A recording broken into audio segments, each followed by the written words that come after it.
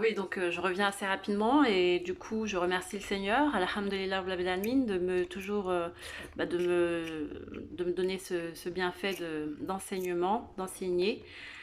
Alors à travers la vidéo qui est en barre de description ci-dessous, n'hésitez pas à regarder, c'est vraiment une pépite dans le sens symbolisme.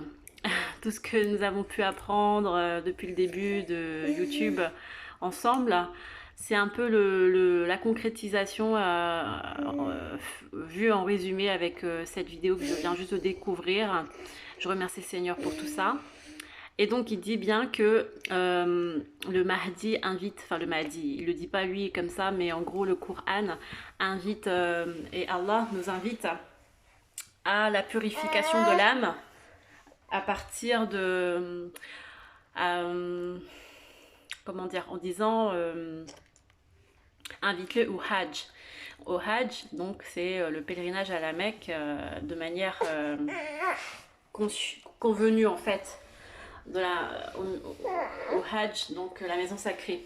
Mais comme on avait déjà explicité à plusieurs reprises que la purification de l'âme, elle se passe bien entendu en nous, en nous-mêmes. Donc c'est la maison sacrée qui est notre corps subtil et notre corps physique. Donc on a, comme nous ne pouvons pas nous déplacer au Hajj, donc on comprend bien dans ce sous-entendu qu'Allah nous invite à nous purifier de l'intérieur, dans nos vies, dans notre corps, dans notre âme, au plus profond de nous, et que ça se fait chez nous, en nous-mêmes. On n'a pas besoin, pour le moment, comme c'est fermé de toute manière, d'aller au pèlerinage de la Mecque. Donc il faut tout le langage lexical, pèlerinage à la Mecque, à l'extérieur tout ça, il faut pour le moment l'oublier pour s'enraciner et se fortifier déjà en soi. C'est ça le vrai langage subtil. Après, par la suite, si vous avez la possibilité et que c'est ouvert, bien entendu, aller au Hajj, ça paraît logique. Aller à la Mecque directement, ça paraît logique. Mais ce qui m'a moi interpellée, c'est qu'il retrouve le mot Hajj, donc le symbole même de la purification pure, 9 fois dans le Coran. 9 fois, comme le chiffre 9, comme avec la lettre Q, Kiyama, tout ça, enfin, vous voyez, c'est magnifique. C'est vraiment magnifique, Alhamdulillah Rabbil Alamin. Donc, le but, le but final, c'est la purification de l'âme. Et si vous regardez les vidéos précédentes que j'ai pu faire aujourd'hui, je vous ai fait donc mon petit cahier qui résume premièrement Bismillahirrahmanirrahim, glorifier Allah, car c'est notre maître, c'est le maître de l'univers, c'est notre maître à nous les humains et aux djinns, c'est le Seigneur de l'univers. Ensuite,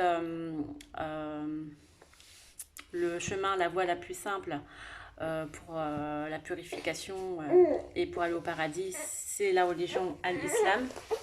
C'est la voie la plus facile et la plus rapide. Donc si on est en manque de temps, bah, c'est ce qu'il faut, voilà, et c'est ce qu'il faut emprunter, le chemin le plus facile et le plus, voilà, le plus aimé. Ensuite, vous avez le fait donc de faire la purification de l'âme à partir de Maune, de Zakat, le don de soi, le don de bien, le don grâce à une rupture de jeûne qu'on donne à Allah. Donc la zakat, c'est en résumé l'argent, le sourire, le bon comportement, la bonne parole, le don de savoir, le don de la transmission de savoir, de sagesse, voilà, tout ce qu'on a comme don qu'on a reçu d'Allah, et bien le faire partager à nos frères et sœurs, à l'ensemble de l'humanité, quelles que soient les couleurs, les religions, bien entendu. Voilà, ça c'est ça la zakat, c'est ça faire l'aumône. Et ça c'est important, c'est la base. Euh, faire les prières et tout, prier Allah, pratiquer le monothéisme pur, ne pas faire de l'idolâtrie parce que sinon c'est de l'associationnisme, faire du shirk, donc ça c'est interdit et il faut se remettre et faire confiance à Allah uniquement. Donc les religions hindouistes qui vénèrent malheureusement plusieurs entités, vénération comme si on vénérait le Seigneur de l'univers, donc ça c'est interdit. Bien entendu, ceux qui pratiquent leur religion hindouiste en faisant bien une distinction entre les entités qui s'apparentent plus à des djinns ou à des symbolismes et qui ne font pas l'amalgame avec le fait de vénérer et d'adorer un seul et unique Dieu, le Seigneur, donc Allah, poursuivent donc un chemin de monothéisme pur au final. Mais ceux qui sont dans la confusion et dans l'amalgame, eh ben, ça s'apparente à de l'idolâtrie, à de l'associationnisme, parce que les djinns, ce sont des créations, les symboles, les entités tous ces attributs que nous connaissons dans la religion hindouiste ou bouddhiste, etc., ce sont des créatures d'Allah, et donc il ne faut pas les mettre sur le même pied d'égalité qu'Allah, parce que sinon ce serait du polythéisme. Et c'est interdit dans la pensée. Voilà. Donc je vous invite à poursuivre donc le cheminement spirituel qu'a laissé, qu'a laissé Bouddha ou qu'a laissé les autres prophètes de ce temps pour cheminer également vers le monothéisme pur que la religion musulmane, islamique nous invite à poursuivre. Voilà. C'est la phase, comme on dirait, la phase terminale. Voilà, pour les chrétiens, donc juste pour résumer, donc la religion, bien entendu, elle nous invite à ne pas glorifier le Fils de Marie Issa, Jésus, paix sur lui, mais pour nous c'est un prophète et messager envoyé de Dieu, d'Allah, et donc ce n'est pas Allah, ce n'est pas un Seigneur, ce n'est pas le Seigneur de l'univers, voilà. Donc il convient de clarifier cela dans, dans vos croyances. Et je vous invite toujours à cheminer vers l'islam, que ce soit une pratique complètement adoptée ou que ça soit juste en rectification et comment dire, en mise à jour de votre croyance chrétienne, qui est une croyance valable et validée par Allah, bien entendu, c'est stipulé dans le Coran, mais il y a des réajustations, des rectifications à apporter, notamment sur le sujet de la divinité en Jésus. Et concernant donc le judaïsme, Allah nous interpelle dans le Coran à ne pas tomber dans le fait de croire à tous les textes qui ont été écrits par nos ancêtres, qui n'ont pas été validés ni certifiés par un prophète ni par Allah. Donc il y a des livres tels que le Talmud ou la Kabbale. Ce sont des livres qui peuvent peut-être être sur certains rapports bien, mais il y a beaucoup de conjonctures, donc de déductions qui sont faites de manière plus ou moins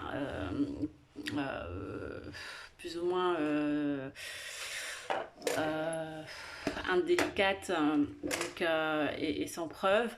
Donc c'est très dérangeant de poursuivre sa croyance sur sur des textes qui n'ont pas reçu d'accord de la part d'Allah. Donc il faut absolument se remettre aux écrits qui ont été envoyés par Allah et raffermir sa foi davantage avec le Coran qui confirme ou invalide ou infirme certaines fausses croyances ou certaines vraies croyances du peuple judaïque juif. Voilà, donc ça c'est un récapitulatif pour l'humanité et je l'espère que toutes les communautés qui n'ont pas été mentionnées dans cette vidéo peuvent quand même se référer à un exemple de monothéisme pur en la qualité de l'islam avec le Coran. Il y a pas, c'est une religion universelle qui invite tout le monde, peu importe ses origines, peu importe les ancêtres, peu importe l'histoire, peu importe sa qualité homme, femme, enfant ou parent, peu importe. C'est vraiment ouvert à tous. Et voilà, je vous souhaite de pratiquer votre purification de l'âme tant qu'il est encore temps. Et je ne le souhaite à tous. Et voilà, je suis très contente. Regardez, j'ai reçu ce bracelet parce que ma soeur est partie en Inde. Et l'éléphant, sourate Al-Fil.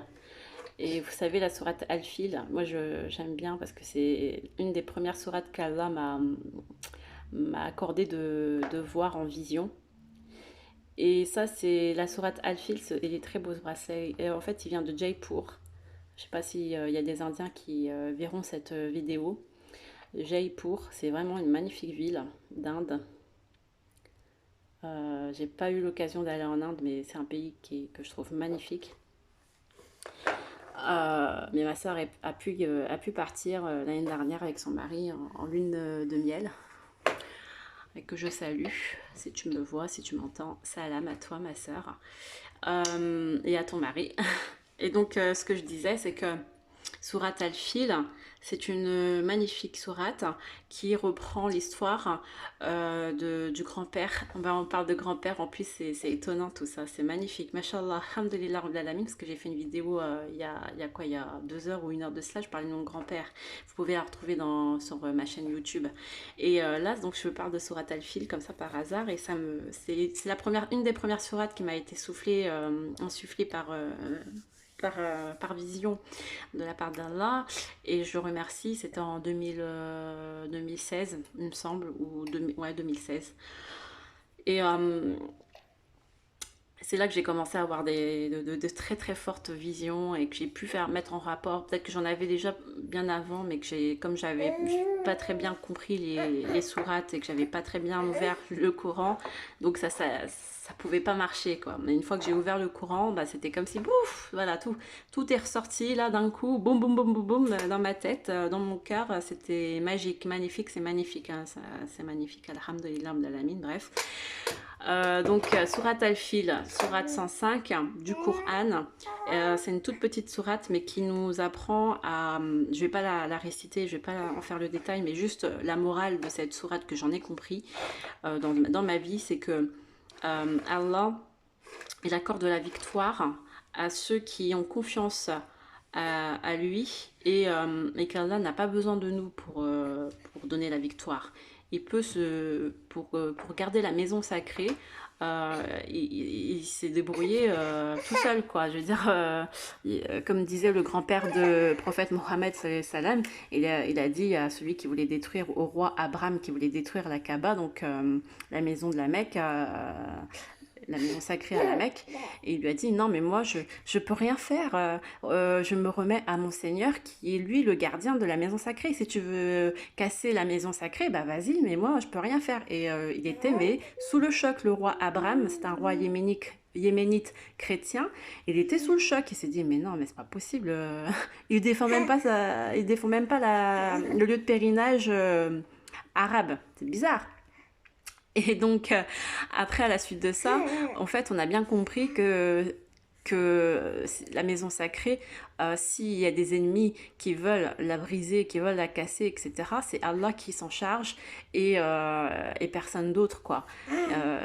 Donc Allah a envoyé donc des gros oiseaux qui avaient dans leur bec beaucoup beaucoup de pierres et donc ces oiseaux ont lancé toutes les pierres sur les méchants qui voulaient casser la Kaaba et il a envoyé aussi des maladies, je crois des maladies comme la peste, la variole, tout ça. Donc vraiment c'est vraiment inimaginable.